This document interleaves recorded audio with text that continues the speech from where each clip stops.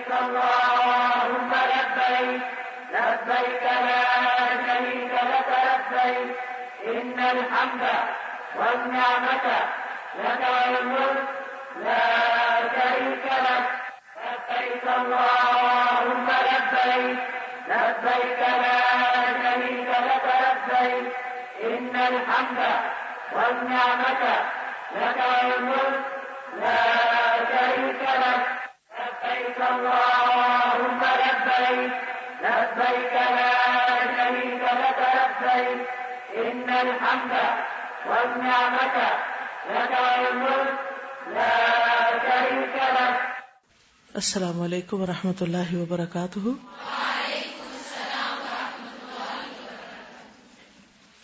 نحمده ونصلي على رسوله الكريم. اما بعد فاعوذ بالله من الشيطان الرجيم. بسم الله الرحمن الرحيم. رب اشرح لي صدري ويسر لي امري واحلل عقدة من لساني. یہ حج کا اہم ترین رکن ہے، عرفہ کا قیام. اور عرفہ کا وقوف فرض ہے. رہ جائے تو حج ہی نہیں ہوتا، نہ کوئی فدیہ دے کے اس کی تلافی ہو سکتی. عبد الرحمن بن یامر کہتے ہیں، میں رسول اللہ صلی اللہ علیہ وسلم کی خدمت میں حاضر ہوا جبکہ آپ میدان عرفات میں تھے. اسی دوران میں نجد کی طرف سے کچھ لوگ آئے اور ان میں سے ایک شخص نے کہا، تو اس نے پکار کر کہا، اے اللہ کے رسول، حج کیسے ہے؟ تو رسول اللہ صلی اللہ علیہ وسلم نے ایک شخص کو حکم دیا اور اس نے پکار کر کہا، حج تو عرفات کا دن ہے. الحج عرفہ. جو شخص مزدلفہ کی رات میں فجر کی نماز سے پہلے پہلے یہاں آ گیا اس کا حج پورا ہو گیا. عرفہ میں وقوف یا عرفہ کا قیام ظہر کے بعد شروع ہوتا ہے. اگر کوئی ظہر سے پہلے عرفہ سے گھوم پھر کے چلا گیا حج نہیں ہوگا. لیکن کب تک رکنا ہوتا ہے یہاں؟ مغرب تک. ہاں، اگر کوئی شخص مغرب کے بعد یہاں پہنچتا ہے تو بھی اس کا حج ہو جائے گا. ٹھیک ہے. عبد الرحمن کہتے ہیں، میں نبی صلی اللہ علیہ وسلم کے پاس تھا. کچھ لوگ آئے اور حج کے بارے میں پوچھا. آپ نے فرمایا، حج عرفات میں ٹھہرنے کا نام ہے. جو شخص مزدلفہ کی رات 9 اور 10 ذی الحج کی درمیانی رات طلوع فجر سے پہلے میدان عرفات میں پہنچ گیا اس کا حج ہو گیا. گویا ظہر سے لے کر ظہر کے بعد عصر، عصر سے مغرب، مغرب سے عشاء، عشاء سے لے کے فجر سے پہلے تک جو شخص عرفات میں آ کے ٹھہرتا ہے اس کا حج ہو جاتا ہے. واضح؟ اوکے. اب چونکہ حج عرفہ کے دن کے وقوف کا نام ہے تو عرفہ کا دن نہایت اہم دن ہے، بہت ہی فضیلت والا دن ہے. رسول اللہ صلی اللہ علیہ وسلم نے فرمایا، اللہ تعالیٰ عرفہ کی شام، عرفہ کی آفٹرنون اہل عرفہ کی وجہ سے اپنے فرشتوں کے سامنے فخر فرماتا ہے. یعنی جو لوگ عرفہ میں ہوتے ہیں ان کے اوپر فخر کرتا ہے اور کہتا ہے، میرے ان بندوں کو دیکھو جو میرے پاس پراگندہ حال اور غبار آلود ہو کر آئے. جب آپ مکہ سے نکلتے ہیں نا، احرام پہن کے، صاف ستھری چادریں ہوتی ہیں، بہت فریش، خوشی خوشی آپ مینا میں آتے ہیں. مینا بھی صاف ستھرا، بہت اچھے انتظامات ہوتے ہیں. آپ فجر تک نمازیں پڑھ کے جب وہاں سے نکلتے ہیں عرفات کی طرف فجر کے بعد، تو کافی لمبی لائنیں ہوتی ہیں، دھوپ بھی چڑھ چکی ہوتی ہے اور اپنی منزل ٹھکانے تک پہنچتے پہنچتے کافی حال خراب ہو چکا ہوتا ہے. اور وہ جگہ ایسی نہیں ہوتی جہاں آپ دوبارہ نہا کے فریش ہو جائیں. نہانے والی کوئی جگہ نہیں ہوتی. آج کے دور میں بھی جہاں اتنے انتظامات ہیں وہاں عرفہ کا دن ہر ایک کے لیے غبار آلود دن ہے، کیونکہ آپ کو 24 گھنٹے ہو چکے ہیں تقریباً احرام پہنے ہوئے، وہی چادریں پہنی ہوئی ہیں آپ نے. اور وہاں ایسا نہیں ہے کہ آپ کسی جگہ گاڑی پر وہیں اتریں گے اور پھر ساتھ ہی بیٹھ جائیں گے. بازو کا دور دور اتارتے ہیں، پھر آپ کو بتایا جاتا ہے فلاں جگہ آپ کا خیمہ ہے، وہاں تک آپ کو پیدل چل کے جانا تھا. اور بہت سے لوگ تو مکہ سے ہی پیدل سفر شروع کرتے ہیں، مینا میں رکتے ہیں، پھر وہاں سے پیدل شروع کر دیتے ہیں اور عرفات تک پیدل ہی آتے ہیں. تو بہرحال وہ سب اپنے شوق سے جاتے ہیں، محبت سے جاتے ہیں. اور یہی وہ وقت ہے، یہی وہ دن ہے جس میں سال کے سارے دنوں سے زیادہ بندوں کے گناہ معاف ہوتے ہیں. پورے سال میں سب سے زیادہ جس دن اور جس وقت میں گناہوں کی معافی ہوتی ہے وہ یہی دن ہے. انس بن مالک کہتے ہیں، نبی صلی اللہ علیہ وسلم نے عرفات میں وقوف کیا. وقوف کا مطلب کھڑے ہو کر دعائیں مانگی، اور سورج لوٹنے کے قریب تھا، غروب کے. پس آپ نے فرمایا، اے بلال، میرے لیے لوگوں کو خاموش کراؤ. بلال کھڑے ہوئے. کہا رسول اللہ صلی اللہ علیہ وسلم کے لیے خاموش ہو جاؤ. لوگ خاموش ہو گئے. آپ نے فرمایا لوگو ابھی جبریل علیہ السلام میرے پاس آئے، میرے رب کی طرف سے انہوں نے مجھے سلام کہا اور کہا اللہ تعالیٰ نے عرفات والوں کی مغفرت کر دی ہے اور آپس کے حقوق کی ضمانت دے دی. پس عمر بن خطاب نے کھڑے ہو کر عرض کیا اے اللہ کے رسول کیا یہ ہمارے لیے خاص ہے کہ ہماری بخشش ہو گئی ہے؟ فرمایا یہ تمہارے لیے بھی ہے اور جو تمہارے بعد آئے قیامت تک ان سب کے لیے بھی ہے. یعنی تمہارے لیے بھی ہے اور جو قیامت تک یہاں آتے رہیں گے ان سب کے لیے بھی ہے. کیا؟ بخشش کا وعدہ. نبی صلی اللہ علیہ وسلم نے فرمایا تمہارا دوپہر کے بعد، یاد رکھیے دوپہر کے بعد، صبح نہیں ہے 9 تاریخ لیکن ظہر کے بعد عرفات میں کھڑے ہونا تو اللہ تعالیٰ آسمان دنیا پر نازل ہوتا ہے. یعنی بندہ جب وہاں ہوتا ہے تو اللہ تعالیٰ قریب آ جاتے ہیں اور فرشتوں سے تم پر فخر کرتا ہے. فرماتا ہے کہ میرے بندے میرے پاس کھلے اور گہرے ہر راستے سے پراگندہ حالت میں آئے ہیں جو میری رحمت اور جنت کے امیدوار ہیں. بس اگر تمہارے گناہ ریت کے ذروں یا بارش کے قطروں یا سمندر کے جھاگ کے برابر بھی ہوں تو میں انہیں بخش دوں گا. میرے بندوں لوٹ جاؤ، تم بخشے بخشائے ہو اور ان کی بھی مغفرت ہے جن کی تم نے سفارش کی. جن کی ڈائری میں کاپیاں میں دعائیں لکھ کے لے گئے تھے نا کہ اللہ ان کو بھی بخش دے، ان کو یہ عطا کر، ان کی بھی بخشش ہو جاتی ہے جن کے لیے وہ دعائیں کرتے ہیں وہاں جا کر. 9 ذی الحجہ کو طلوع آفتاب کے بعد منا سے عرفات کے لیے نکلے. جابر رضی اللہ عنہ بیان کرتے ہیں منا میں فجر کی نماز پڑھنے کے بعد آپ صلی اللہ علیہ وسلم تھوڑی دیر ٹھہرے حتیٰ کہ سورج نکل آیا. آپ نے اپنے لیے بالوں کے بنے ہوئے خیمے کے متعلق حکم دیا اور وہ نمرہ میں لگا دیا گیا جہاں مسجد نمرہ ہے. چنانچہ رسول اللہ صلی اللہ علیہ وسلم چلے اور قریش کو یقین تھا کہ نبی صلی اللہ علیہ وسلم مزدلفہ میں مشعر الحرام کے پاس ہی رک جائیں گے، جیسے کہ وہ قریش اسلام سے پہلے جاہلیت کے دور میں کرتے تھے.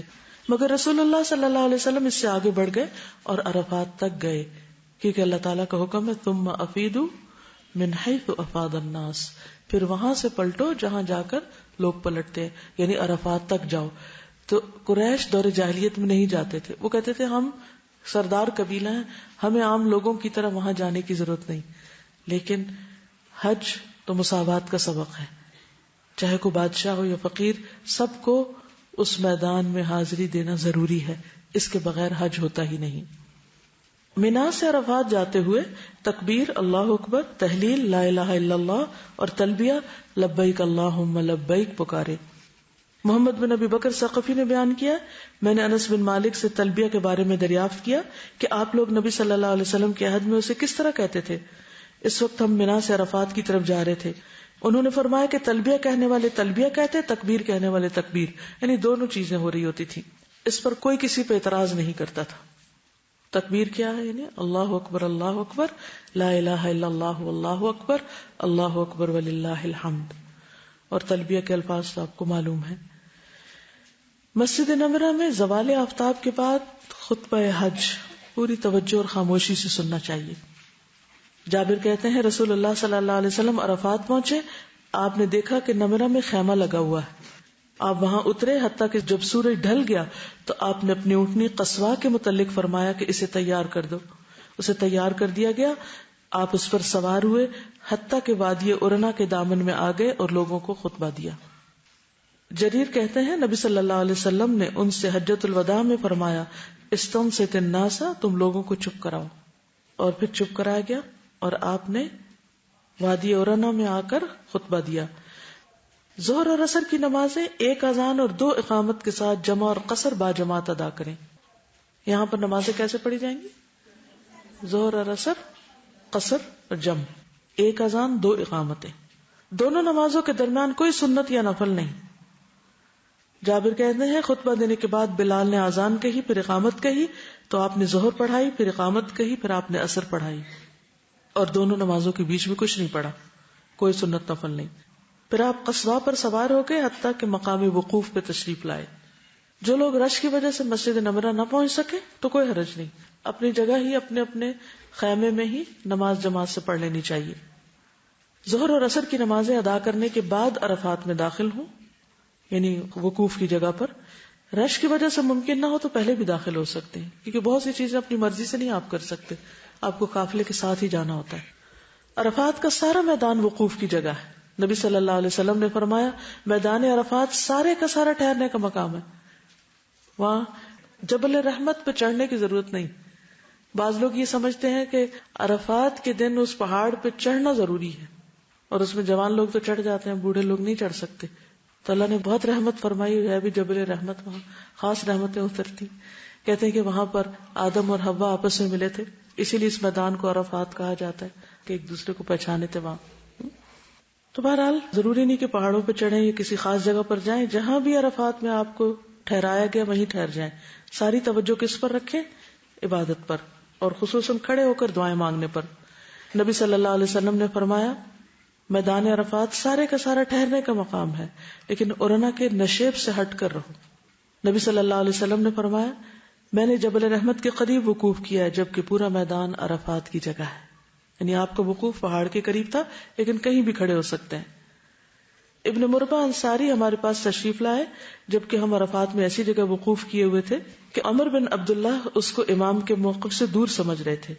ابن مربع نے کہا بے شک میں تمہاری طرف رسول اللہ صلی اللہ علیہ وسلم کا قاصد بن کر آیا ہوں، آپ نے تم لوگوں کو کہلا کر بھیجا انہی مقامات پر وقوف کرو، بلا شبہ تم اپنے باپ ابراہیم کی وراثت میں سے ایک وراثت پر ہو۔ خیمے کے اندر یا باہر جہاں جگہ ملے پوری انکساری اور توجہ کے ساتھ دعائیں مانگنی چاہیے۔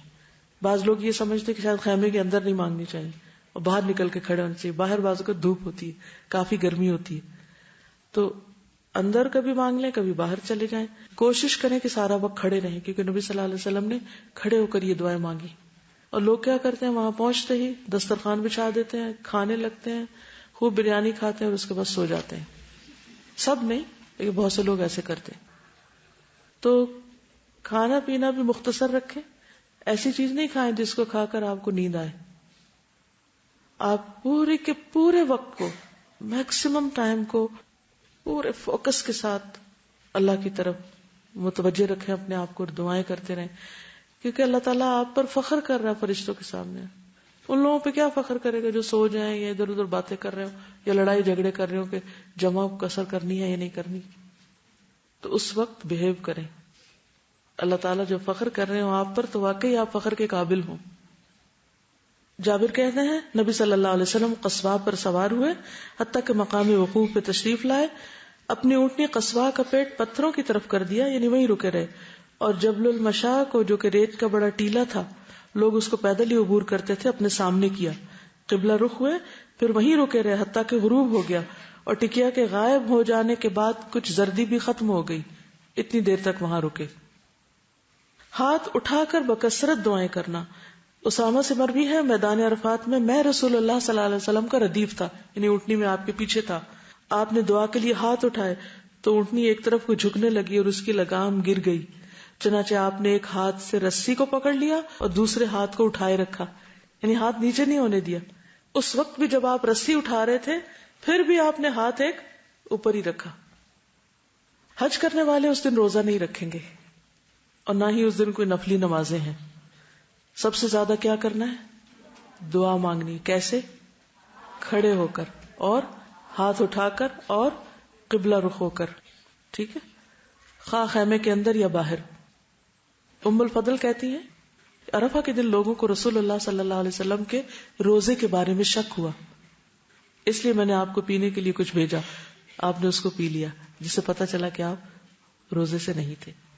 عقبہ بن عامر بیان کرتے ہیں رسول اللہ صلی اللہ علیہ وسلم نے فرمایا یوم عرفہ یوم نحر، یعنی 10ویں ذی الحج قربانی کا دن، اور ایام تشریق ہم اہل اسلام کے عید کے ایام ہیں، یہ کھانے اور پینے کے دن ہیں۔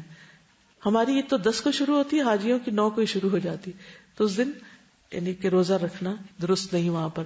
لیکن یہاں جو روزہ رکھے گا اس کا کیا فائدہ، کتنا ثواب؟ 2 سال کے گناہ معاف ہوں گے۔ حاجیوں کے تو ساری زندگی کے معاف ہو رہے ہیں، اور یہاں والوں کو بھی اللہ تعالیٰ نے بالکل محروم نہیں رکھا۔ ابو نجیح کہتے ہیں ایک مرتبہ کسی نے ابن عمر سے عرفہ کے دن کے روزے کے بارے میں پوچھا، انہوں نے فرمایا کہ میں نے نبی صلی اللہ علیہ وسلم کے ساتھ حج کیا لیکن انہوں نے اس دن کا روزہ نہیں رکھا۔ میں نے ابو بکر کے ساتھ حج کیا، انہوں نے اس دن روزہ نہیں رکھا۔ میں نے عمر کے ساتھ حج کیا، انہوں نے اس دن روزہ نہیں رکھا. میں نے عثمان کے ساتھ حج کیا, انہوں نے بھی اس دن روزہ نہیں رکھا. میں اس دن کا روزہ نہ رکھتا ہوں, نہ حکم دیتا ہوں اور نہ منع کرتا ہوں. یعنی میں کسی کو کچھ کہتا نہیں, لیکن یہ کہ ان سب میں سے کسی نے بھی روزہ نہیں رکھا. عطا بن ابی رباح کہتے ہیں ایک مرتبہ عبداللہ بن عباس نے فضل بن عباس کو عرفہ کے دن کھانے پہ بلایا. انہوں نے کہا میں روزے سے ہوں. ابن عباس نے فرمایا آج کے دن روزہ نہ رکھو, کیونکہ نبی صلی اللہ علیہ وسلم کے سامنے اس دن دودھ دھو کر برتن پیش کیا گیا تو آپ نے نوش فرما لیا, اور لوگ تمہاری اقتداء کرتے ہیں, یعنی کہیں ایسا نہ ہو کہ تمہیں دیکھ کر وہ بھی روزہ رکھنے لگے. عرفات قبولیت دعا کی بہترین جگہ ہے, اور یوم عرفہ قبولیت دعا کا بہترین دن. نبی صلی اللہ علیہ وسلم نے فرمایا بہترین دعا وہ ہے جو عرفات کے دن مانگی جائے. اس لیے جب وہاں عرفہ ہو رہا نا, عرفہ میں حاجی وہاں قیام کر رہے ہو تو آپ بھی یہاں بیٹھ جائیں کہ اللہ تعالیٰ آپ ایک نظر ادھر بھی دیکھیں. اور تو دیکھتے ہی ہیں ویسے بھی, لیکن خاص رحمت پکاریں. نبی صلی اللہ علیہ وسلم نے فرمایا عرفہ کے دن کے سوا اور کوئی دن ایسا نہیں جس میں اللہ تعالیٰ کثرت سے بندوں کو آگ سے آزاد کرتے ہوں اور فرشتوں کے سامنے ان حاجیوں کی وجہ سے فخر کرتے ہوں اور فرشتوں سے پوچھتے ہوں کہ یہ لوگ کیا چاہتے ہیں. تو فرشتے کیا بتاتے ہیں, کیا چاہتے ہیں لوگ؟ بخشش چاہتے ہیں, تو اللہ تعالیٰ ان کو بخش دیتے ہیں. تو اس قیمتی وقت سے پورا پورا فائدہ اٹھائیں. عرفہ کے دن کی بہترین دعا کیا ہے؟ لا الہ الا اللہ وحدہ لا شریک لہ لہ الملک و لہ الحمد وہو علی کل شیء قدیر. اس میں دعا والی کون سی بات ہے؟ توحید کا اقرار ہے, اللہ کی رحمت کو پکارنا ایک طرح سے, اور یہ کہنا کہ اللہ ہر چیز پہ قادر ہے, تو سب کچھ کر سکتا ہے وہ. بالکل, جو جو دل میں خیال ہے اور جو چیزیں ہمیں زندگی میں مشکل لگتی ہیں وہ کیا سوچ کے انسان مانگے کہ اللہ ہر چیز پر قادر ہے. اوکے, سبحانک اللہم و بحمدک اشہد ان لا الہ الا انت استغفرک و اتوب الیک. السلام علیکم و رحمۃ اللہ وبرکاتہ.